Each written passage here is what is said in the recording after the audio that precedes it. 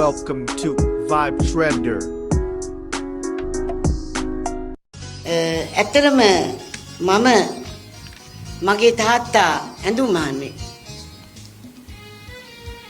මගේ තාත්තා ඇඳුම් මහන්නේ. තාත්තා වැඩ කරේ හයිඩ්‍රාමිනි සමාගමේ කොළඹ. අපි 9 දෙනෙකුගෙන් යුක්ත පවුලක දරිද්‍රතාවෙන් අන්ත අසරණ තත්ත්වයටපත් වෙච්ච පවුලක් අපි. අපි ගමේ ඉඳලා කොටේනේ ගෙවල් වලට ඇවිල්ලා උගාක් අපි ඒ ආభాසයේ ලැබලා ඒ දුක් විඳා. දැන් මේ අපි තෑගි බෙදා දෙනකොට අපේ මේ දෙමළ අපේ ශ්‍රී ලාංකීය හිතවත් දරුවන්ට ඒ තෑගි බෙදා දෙද්දී මට මතක් වුණා මේ අපි කොටේනේ කාෂෙට්ටි වත්තේ අපි හිටියේ. ඒකේ හිටපු දරුවෝ අපෙත් එක්ක මුස්ලිම් බර්ගර් සිංහල දෙමළ සෑම ළමෙක්ම අපේ වත්තේ හිටියා. අපිට හොඳට සාමූහිකත්වයේ පුරුදු වුණා. මගේ තාත්තා මම හිතන්නේ තාම ශක්ති සම්පන්න පියෙක්. එතුමා සතියේ පඩිය ගත්තේ සුමානි පඩිය ගත්තේ. සුමානි පඩිය අරගෙන සුමානෙට දේවල් සැලසුම් කරා. හාල් මෙච්චරයි. පොල් මෙච්චරයි. සීනි තේකොළ මෙච්චරයි. අපිට කන්න දෙන්නේ මෙච්චරයි. අද දවසේ මට පුළුවන් මෙච්චරයි. ඒ විදිහට සැලසුම් කරා. ඒ නිසා මරණ කම්ම යා 7-5ක්වත් ණය වුණේ කොච්චර දුප්පත් වුණා. හොඳට සැලසුම් කරා. අපිටත් ඒක පුළුවන් වුණා. ඇත්තටම අපි ඉගෙන ගත්තේ කොටේන ගුණානන්ද විද්‍යාලේ. අපේ දක්ෂතාවයන් අඳුන ගන්න අම්මට තාත්තට කාලේ නැති වුණා. තිබුණේ නෑ ඒගොල්ලන්ට කාලයක්. ඒගොල්ලන්ට තිබුණේ අපිට කණ්ඩ බොණ්ඩ දෙන්නේ කොහොමද? අපිට ඇඳුම් පැළඳුම් ලබා දෙන්නේ කොහොමද? අපේ අද දවසේ ජීවිතේ ගෙවෙන්නේ කොහොමද කියන එක හොයන්න විතරමයි. ඒගොල්ලෝ මොනවක්වත් දැනගෙන තිබුණේ නෑ. ඉතින් මම තමයි කොටේන ගුණානන්ද විද්‍යාලේ මේ එක දේවල් වලට දක්ෂතා පෙන්නුවා. එක දේවල් වලට. ඉතින් මට හොඳට මතකයි මගේ පන්ති බාර ගුරුතුමියක් හිටියා එන් මාගරට් පෙරේරා ගුරුතුමිය.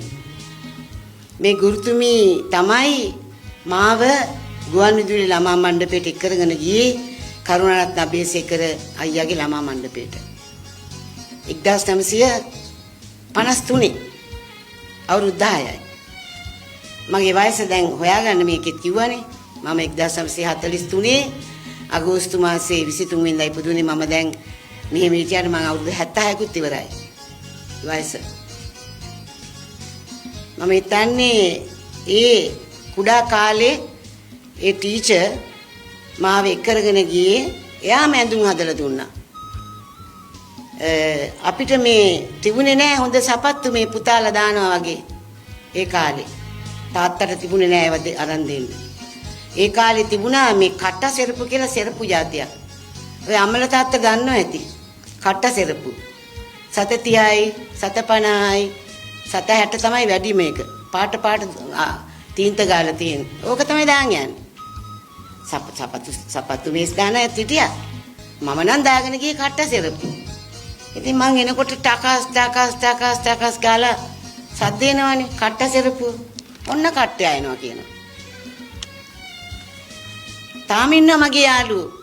හලෝ කට්ටයා කියලා මට කතා කරන අය. කට්ටය එනවා කියලා. ඉතින් ටීචර් සපත්තු දෙකක් ගෙනල්ලා දාලා හැදුවා ළමා මණ්ඩපෙට අරන් යන්න ගුවන්විදුලියට. ඇඟිලි ඈත් වෙලා කොම ලං කරලා හදලා දාලා දුන්නා. ඉතින් ගිහිල්ලා කරුණාරත්න අබේසේකර අයියට මාව බාර දුන්නා. ඒ කාලේ පුළුවන් දක්ෂතාවයක් තියෙන කෙනෙක්ව ගිහිල්ලා බාර දෙන්න පුළුවන්. ගිහිල්ලා මට මගේ අනාගතේ අතීතේ හොඳට මට මතකයි. වසර 76ක් පහ වුණාට ඒක හොඳට මතකයි මට. ගිහිල්ලා කරුණාරත්න අබේසේකර අයියට කිව්වා පුතේ සර් මේ ළමයා අපේ ඉස්කෝලේ බොහොම දක්ෂ ළමෙක්. හරි දුප්පත්. මෙයාට පුළුවන් නම් උදව් කරන්න කිව්වා. ගුවන්විදුලි ළමා මණ්ඩපෙදී හිටියා එහෙම. නිකන් හිටිය අවස්ථාවක් තිබුණා. ඕම තියලා එක දවසක් අවස්ථාවක් දුන්නා. ඔබගේ පාමුල සඳුන් ගසක් වී සුවඳ මලින් සැරසෙන්නම් බුදු සාදු බුදු සාදු සඳුන් ගසක් වෙන්නම් මම සමන් වෙලා වෙන්නම්